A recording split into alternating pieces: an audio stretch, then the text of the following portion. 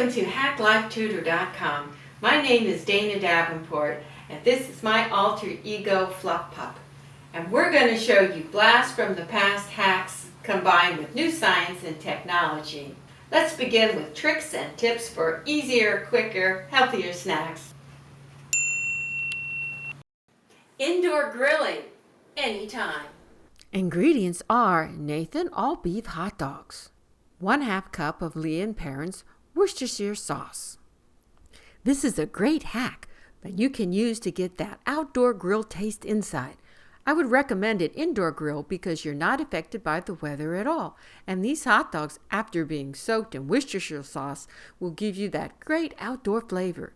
Step 1. Soak the hot dogs in a 1/2 cup Lee & Perrins Worcestershire sauce. For extra flavor, split the hot dogs in half for a better soak. Step 2. Cook them on a grill or in a pan until they brown. Eat and enjoy. Thanks for watching, and be sure to tune in to our next hack. This is Dana Davenport and Fluff Puff signing off. Please like us, subscribe, and ring that bell. Back on!